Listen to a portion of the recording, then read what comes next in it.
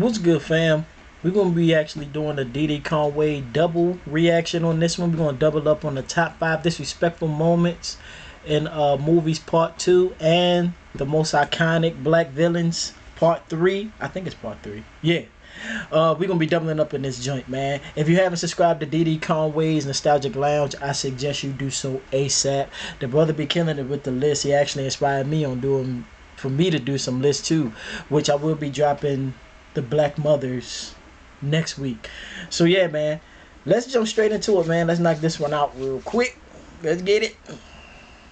DD Conway, and I'm back again with part 2 of my top 5 moments of disrespect in movies. I'm thinking of making this a top 10 series because writing about this topic specifically has been fun for me. And I also think it's very reflective, especially in the comments of part 1, with over 18,000 views. So I appreciate y'all's support. I love to see y'all clown around in the comments and tell the stories of why y'all specifically can relate to the countdown. It's greatly appreciated, and I thank y'all. As always, drop your thoughts in the comments, and let's get it. Play my theme song. Smoking grits and selling chickens, call that pain living. It's Gucci.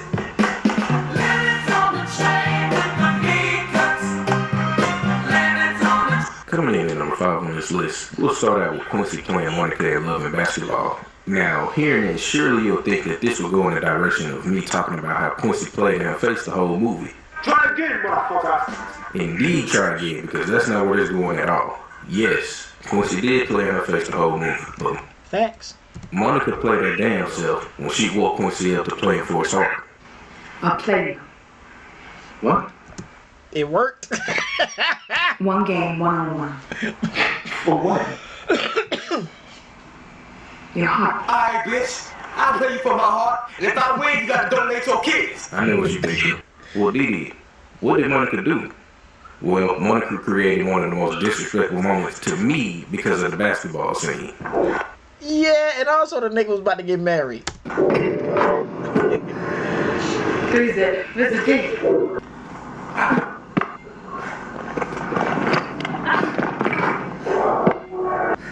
So now you want to play. You're taking out some grapes, huh? Think that's gonna make you play better?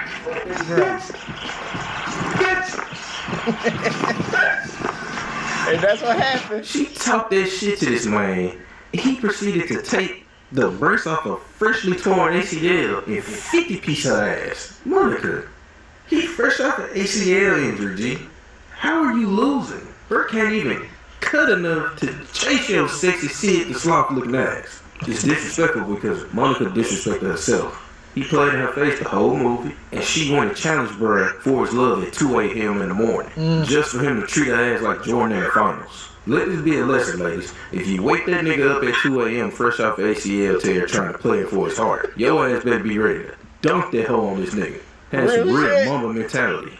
Monica was trash because she let a nigga that was crippled and didn't love her beat her ass. You better turn into one of the motherfucking monsters on Space Jam. You disrespectful. Get your ass out of here. Cut that bitch off. Coming in at number 4 is a moment of disrespect that is hilariously underrated to me. It's a clip that is hilarious, but when you think about it on a deeper level, it's low-key sickening because of how a grown-ass man treated a child. Coming in at number 4 is Rodney from the movie Baby Boy being disrespectful to Joey's son. That shit was funny though. You're too little for, huh? I fuck about your little fort, nigga. Man! What did he do to make them niggas that mad? Hey, bro, as messed up as that scene is, It's true. I'm not finna act like that's not funny. Rodney was an evil stream bean body ass nigga, and bro could have easily walked around the little fort. However, taking the funny side out of it and relating it to real life, that fort for a child in an unstable home could mean the world to them. A child in an unstable home tend to not have safe spaces or spaces that they feel safe in. And Rodney took the direct assault to that fort. When a kid grows up like Jody's son, they have to deal with the system being based off everybody's decisions. Facts. And said decisions hurt the most vulnerable, that being a child. And as a result, that child can be in situations that they should never be put in, and this was one of them. I hate you too, little nigga. You ain't my son. Snoop Dogg made me feel like he was actually evil as hell in real life. Rodney was disrespectful, bro. And you in the crib talking to this little boy like that, when you needed to be giving that energy to his pops. To me, he was making a statement to his son that, hey, I don't care about anything that has to do with your daddy, including you. But on another note, if you'll do something like this to some kids, bro, I know you don't care about your life for real. Like, once you start getting kids involved in different stuff, especially even kicking over fort, or even saying something like this to a little kid, I know you don't really care about your life. You know, them the type of people I like to stay away from. Because, But I ain't gonna lie, he cussed out everybody. He cussed out Jody, Yvette, and the whole thing. so you can do whatever you want to some people, but the minute you mess with their kids, that's when they turn into Superman and be able to lift the world up to bring all types of pain your way. Coming in at number 3 on this list is from not just one scene, but more so a family as a whole. They are proof to me that the most professional family member, or the one that's put together the most, tends to be the most disrespected in the family. And number 3, it's the whole garbage ass family from the movie Soul Food, for how they treated Terry. So, I felt that Terry and Miles could pay for everything, and maybe we could pay it all back in installments. You're fucking poor. Man, Scandinavian, shitbug looking ass little girl. I used to hate the entitlement she had volunteering another person's money that ain't yours. They acted entitled to Terry's success. But she knew she was wrong by the way she looked at it, so I'm just say that we heard. I'm like, bitch, no you ain't. She was the one that they knew had. They leaned on her wallet while never acknowledging the weight that she carried. They were disrespectful because they acted like she owed them simply because they was family. You know what? The family fucked my husband. Show me. I'm talking about it. Then they freaky as hell. Her sister disrespectful herself. She had that hot box, took Terry man in high school, and married her. Just for her cousin to come along and let Terry's husband stroke her ass out. Fine ass cousin at that. I ain't gonna lie, Faith was fine. All of them were fine though. That didn't make no damn sense. How every female in your family fine? Damn. Yeah, Big Mama deserved to be put in a pack because her gravy guzzling ass allowed all of it. She didn't speak up not one time like she should. You an adult letting your kid get done dirty as hell. To me, Terry represents the family member that is respected for what they provide and so long as they provide, but not for who they are truly. Their generosity tends to become an obligation, and it's almost as though they are faulted for being successful in life. Coming in at number 2 is a master trick who could single-handedly be crowned as the most disrespectful character in black movie history. And number 2 is the character Cuddy from Dead Presidents.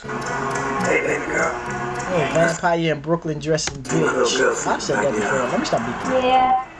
Disrespectful immediately. If someone shows you this scene, you'll be left to think about how disrespectful Cuddy was every time. You pulling up on another man asking a woman about his child as though it's actually Cuddy's himself. Right. Disrespectful, and Cuddy deserved to have his wig pushed back. Well-dressed water bug looking at him. Then it didn't make it better that Anthony in the passenger seat getting little bored and flexed on. Cuddy here letting him know he still has access to Juanita, and he's still gonna beat them cheeks. Yeah. I'm gonna come. Then to make it worse, when the master trick down south dung beetle looking ass chose to get real disrespectful, bro brought a weapon into the situation trying to make Anthony suck it. See, Cuddy was disrespectful, moving in silence with manipulation, money, and timing. His mere presence could fill a room with the energy of disrespect. It's like when you look at Cuddy, bro, you know he's on bad timing. Number 1 on this list comes from the character. Also, like he said, he needed that motherfucking pistol. Anthony would have put them goddamn paws, elbows, feet, and boy. Like, nigga, I'm a Marine. I will dismantle you right here on these motherfucking steps. You knew what you was doing, nigga. But I ain't gonna lie, like you said, Juanita was on some bullshit too. That when he died, movie theaters cheered and were very satisfied with his death. A character that was a certified line stepper. That number 1 is Nino Brown. A habitual line stepper. You're incapable of running this shit. Sit your $5 ass down before I make change. legendary black film moment right there that many black hoes have used to disrespect each other in a joking way. If you're black, specifically a millennial or the generations before, you've used or heard this used against family members. Probably at the most inappropriate time, and it could have been at the right time. I like Nino Brown though, bro. Funny, but Nino Brown was one of the coldest black villains ever. And that line, that's some ice cold disrespect wrapped with perfect timing and a ruthless confidence. He said that in the room was silent. Bro, that man had a sword and was on the verge of becoming psychotic. He let the folk know loyalty does not mean equality. Now, on to my favorite scene of disrespect. That's what I got. Yo, I was about to say that. I'm buying that. That scene is probably my favorite scene of disrespect in this whole movie. Yo. And you have enough to choose from, to be honest with you. Tell me yours in the comments. This one is mine because him telling her that and wasting alcohol on her head was beyond disrespectful to me. Like, it doesn't get more this is like up there with spitting on somebody. Ooh. You pour a drink on somebody, you let them folk know we never being cool again. And Wesley Snipes gave one of his best performances ever. It's not just about the iconic black line in itself. For me, it was a moment for Nino Brown to show this woman that she was disposable. Basically told her ass, you a bust. And the next one to be here in 15 minutes. But yo, that was a dope ass list. But I like Nino Brown, bro. Like it's just something about a dope ass villain in the movie. And what Wesley needs his flowers, y'all. Give him his flowers, man. This was a dope list, man. I ain't gonna front. But it's like in Soul Food, everybody was fine, man. Had Bird, and you had Vivica, fucking Terry. Like, you got Cousin Faye. Like, God damn, all these fine ass women in your family. You know? Even Kenny was like, damn it, I don't know who I want. Well, matter of fact, yeah, I do, but I want you. But your sister, man. Like, yo, that was a wild movie, though, but he did have a point. So, yeah, man, let's jump into the iconic black villains, man. Let's get it. All right, y'all, here we go with the iconic black villains. Yo, he got Simon Fink. See what I'm saying? Wesley needs his flowers. I enjoyed Demolition Man, dog. I really did, man. But yeah, let's get it. What's up, y'all? It's DD Conway, and I'm back with part 3 of Iconic Black Villains. I took a couple days off, so I wanted to get a video out as quick as possible so y'all have something to watch at the top of this week. I know this one may not be as long, but expect at least 2 more videos this week. Now let's look at some of the unhinged actions from some antagonists who left a mark on the culture forever. Smoking bricks and selling chickens called that pretty living. It's Gucci. Lemons on the chain with the meat cuts. Lemons on the Starting off at number 5 is a woman that many may say isn't a villain. However, if you believe that, it lets me know that you probably smoke the finest of crack. Peter, what are you doing? Crack? What the fuck? And number 5 is Melinda from the Tyler Perry freak show film Acrimony. I agree. I totally agree. Reason being? Well, yeah, let's get it. See, to me, she played herself and missed out on $10 million because she chose to be delusional and let her bum-ass sisters talk her away You took the words out of my fucking mouth, man. from the man that was really fighting for her the whole time. You know I can be the devil.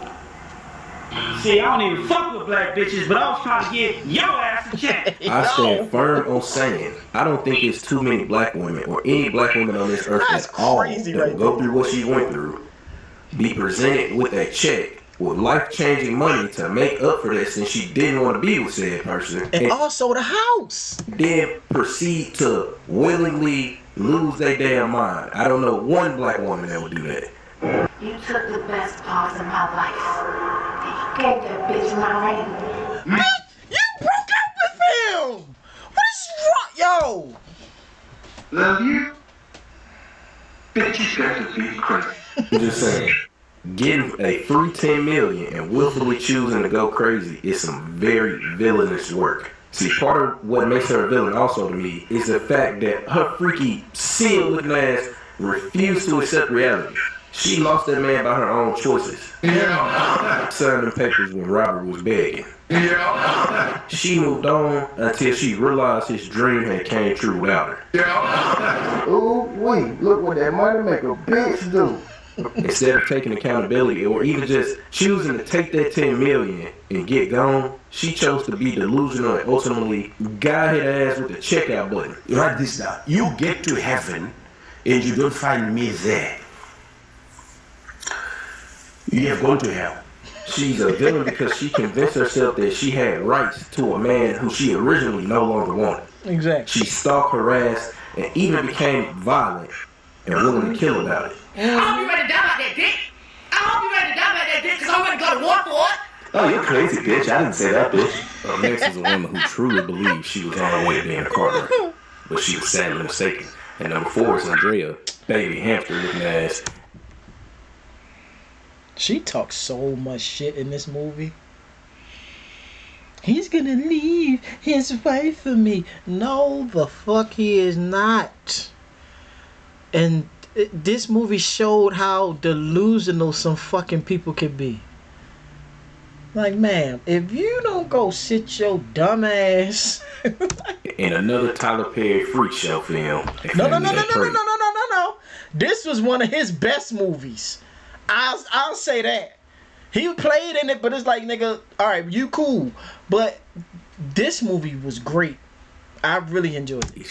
We have a son. Do we? Damn. Do we? William, we have a son. You're telling me. William. Turn in your car. Look at you. Just pathetic. Pathetic shih tzu looking ass nigga. Sitting there looking stuck on stupid in the parking lot. Ugly crying. Because you found out Mr. Cartwright was just using you for that hot little boss. Dre was a disrespectful class climber to the core. She'll always be iconic for thinking that little Arby's roast beef was powerful enough to make her a Cartwright. Also, for how she shamelessly carried herself while betraying both her marriage and her values. 5 years we've been married and you talk to me like that. Now we got a son. What are you gonna tell him, huh? My son is Cartwright. I ain't gonna lie, she deserved to get smacked on that movie. I know I don't condone any violence to women. I don't. But yo, like I said in another video, when I was like, yo, boy, I'd have probably smacked it, and then he smacked. I was like, oh shit, hold up. My thoughts came to life. Like, yo. Cause she Maybe 3 things I ain't never seen. A UFO, a faithful hole, and a pizza to a pussy. Her brand of villainy is rooted in classism, entitlement, arrogance, and an aspiration to ascend into white corporate spaces. Brave white Jesus. See, she looked down on her blue-collar working husband, manipulated her sister, and was so disrespectful to her mother in a way that was so unnecessary, and had no issue walking around with a smug on her face. Everyone got disrespected, and her adult pug-looking ass did not care at all. She's a perfect example of what happens when ambition lacks integrity. That's a dangerous person to be around, because they'll do anything to stay on the top at the expense of everyone around them. Nobody gets a pass. Message.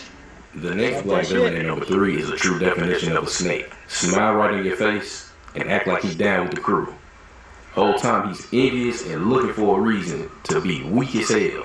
Coming in at number 3 is Chauncey from Menace to Society. Yeah, my neck about 10 days. What is up with your eyes, G? There are several reasons why Chauncey is iconic.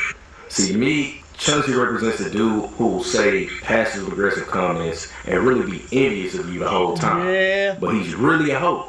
Whole lot of passive-aggressive, whole lot of smart comments, and you'll let it go because you know where Bret Hart truly is. This person is not a person that really wants any type of smoke. And you should not have him around. Leave this person alone. Let them be where they at. Don't have them around. We're just talking. He's also a representation of right place, right time. You'll only let so much slide, and when it's the right place and the right time, this type of person gets dog walked every time with no remorse.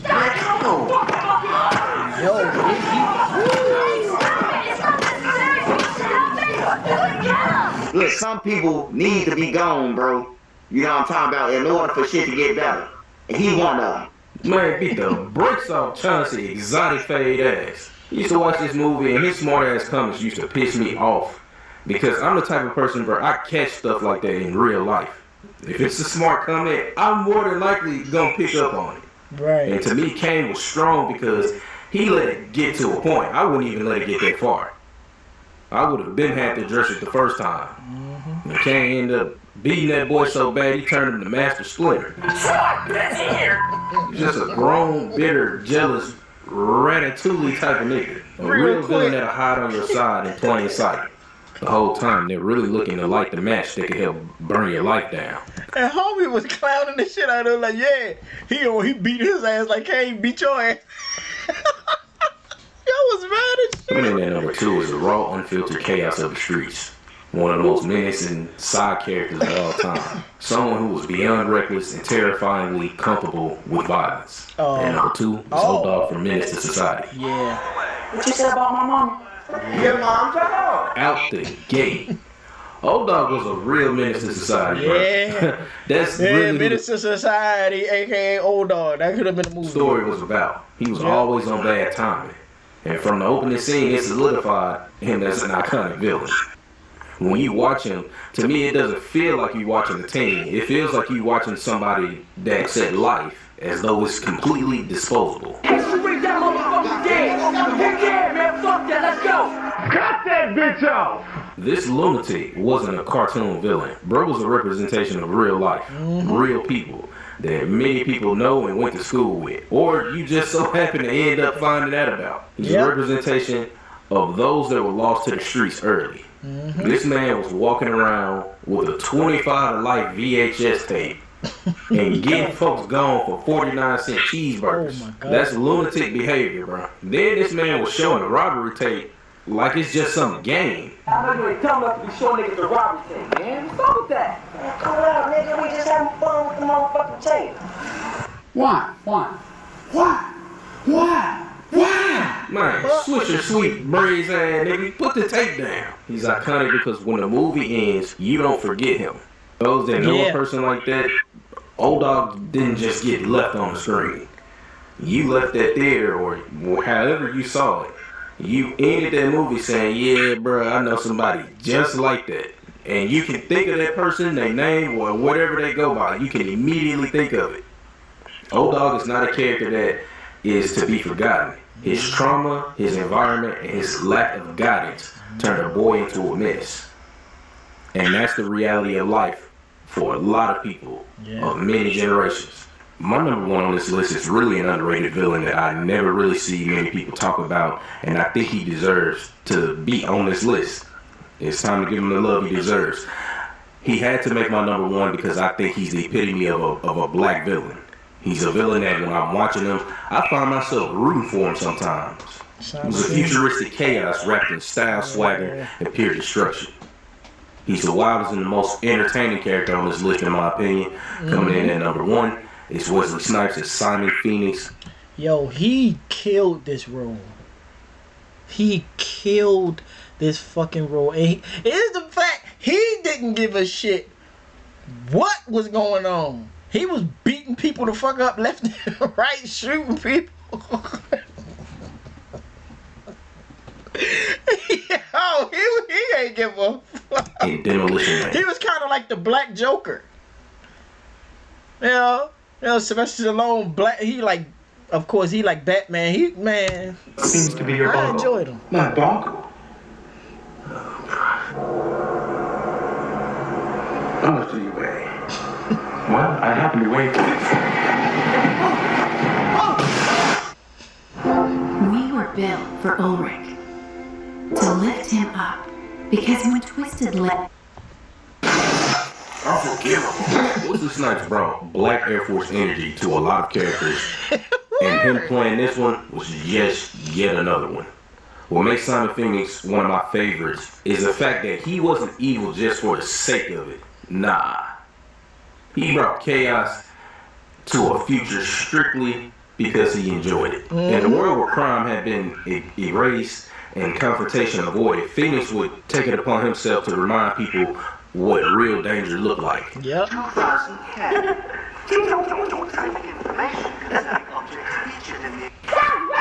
man, was smashing and going against all the rules with a smile, laughing. There are shootouts, roasting enemies mid-fight, or outsmarting an entire system designed to contain them. He will forever be iconic because he made destruction look like a fine art project. Comparing him to O-Dog, I had to give Simon the number one spot. O-Dog was lost without guidance. Simon Phoenix had all the know-it-all in the world and still willingly chose to wake up and choose violence. Every single day. Just wake up. I'm gonna kill like 8 people. Wesley Snipes doesn't get the love he deserves for this role. He played it so good, I damn near was on this man's side the whole movie. Yeah. He's just an entertaining black character. I think this is one of the characters that we don't talk about enough. When I see black villains, a lot of the times, this one villain right here is never mentioned. And I think he's probably one of the baddest, man. Yeah. Yeah, I say he's one of the baddest motherfuckers when we're talking about villains, but he's just not mentioned enough. That's the countdown. There's more to come, and I want to say thank y'all for 19,000. We just hit 19,000. My man. This channel's growing pretty fast, and I want to say that I appreciate each and every one of you. Yeah, man, you deserve it, brother. Real talk. Yeah, man, I agree with a lot of these, man. It's like I keep getting into arguments with people about acrimony. It's just the fact of like, yo, once you break up with somebody, you can't. Well, first you broke up with somebody, he gave you money and also your mother's house back, but yet you feel as though you deserve the life that come at. No, it don't go that way. It do not go that way. And he made sure you finalized the divorce fully, waited a little while, then started really messing with the chick. But it's like, yo, everybody gotta move on. You move the fuck on. Why can't he? You know? But yeah, yo, give him his fucking flowers, dog. Wesley Snipes deserve his flowers, man. Everybody really deserved their flowers in the roles that they played in this, cause they all of them were dope black villains, man. But yo, he's, to me, Wesley is up there with Denzel and Samuel L. Jackson, bro. I mean that. But yeah, if people might disagree, I don't care. That's my opinion. Yeah, if y'all enjoyed this one, man, smash the like button for your boy. Comment down below what y'all thought of the video. Also, what else you want me to react to. Share the video and subscribe to the channel for your boy. We out this piece. Peace.